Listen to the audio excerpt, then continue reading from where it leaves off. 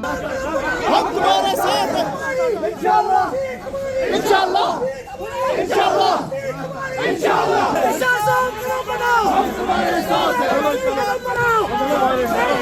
बनाओ हम तुम्हारे साथ हैं।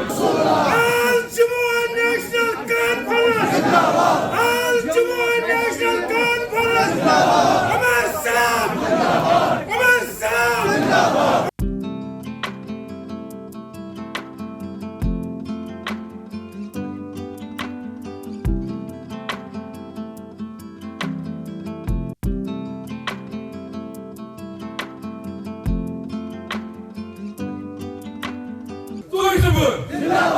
मोदी जी मेरा बड़ा भाई है। अरे आप छोटे भाई होने के नाते आप दिल्ली क्यों नहीं गए? क्यों नहीं गए आप प्रधानमंत्री के पास? क्यों नहीं उनसे गुजारिश की कि बड़े भाई ये जो आप ड्यूटी काम कर रहे हो उससे गरीब जो है मेरा से ताल्लुक रखने वाले लोग उनके आप रोजी रोटी छीन रहे हो, उस वक्त खामोश रहे। आज इलेक्शन के दौर में यहाँ आएंगे और कहेंगे वो आपके बड़े हमदर्द हैं। अरे आप हमदर्दी की सबूत हो तब दिखाते, हम मानते। मैं भी कहता हाँ ना ठीक है आपने किया, उस वक्त खामोश रहे।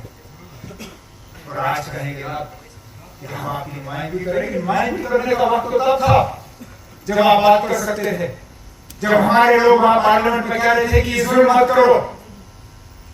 जनूबी कश्मीर का एमपी हमारे जस्टिस हसन मसूदी साहब, उन्होंने बजट की तकरीर में कहा कि ये ड्यूटी जो काम करना है ये यहाँ के लोगों के साथ जुल्म है। लेकिन ये ए टीम, बी टीम, सी टीम ये तो खामोश रहे। हमने जहां पे नए दफ्तर कायम करने की बात की वैसे ही छोड़ दिया। रोजगार के हिसाब से कहीं पे भी हमारे नौजवान जो है वो रोजगार के खाते में नहीं आते। हमारी दरिया से जब रेत निकालना होता है ठेका कौन लेता है? बाहर वाला।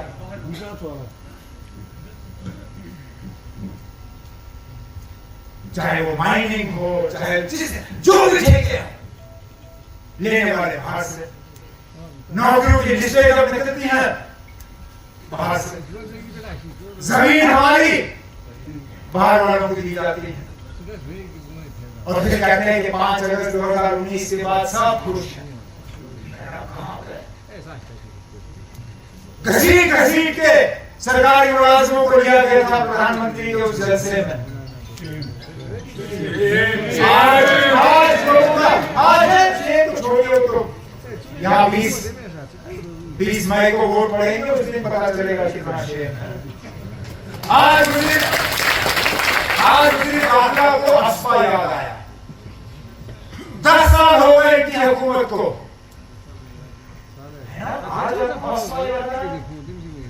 2011 से मैंने वजीर आला के तौर पे ये लड़ाई लड़ी कि जम्मू कश्मीर से अब हस्पा हटाने का काम होना चाहिए।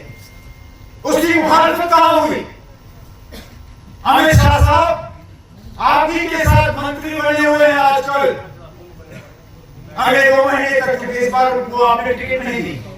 जनरल वीके सिंह साहब वो चीफ ऑफ आर्मी स्टाफ थे जब मैं वजीर आला था।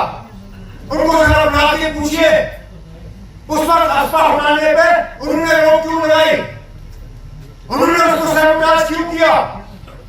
उन्होंने क्यों कहा उस वक्त कि आर्मी ये नहीं मानेगी?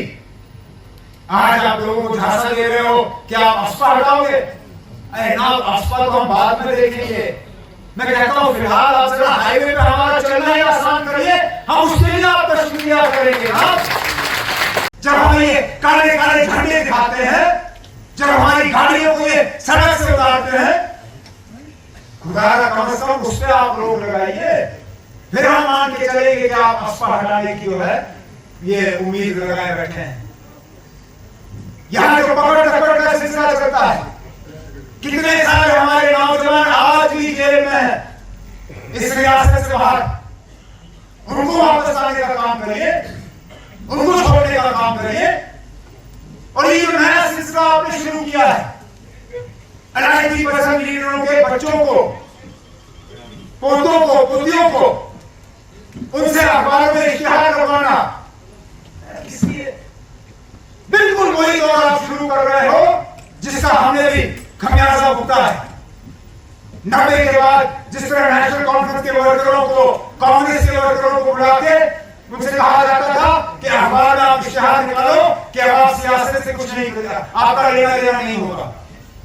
और मेरे साथी, चाहे वो ब्लॉक प्रेसिडेंट हो, हल्का प्रेसिडेंट हो, वर्कर हो, वो अपनी जान बचाने के लिए अखबारों में इश्तिहार निकालते थे कि अब हमारे नेशनल कॉन्फ्रेंस से कोई लेना देना नहीं है, हम सियासत छोड़ रहे हैं।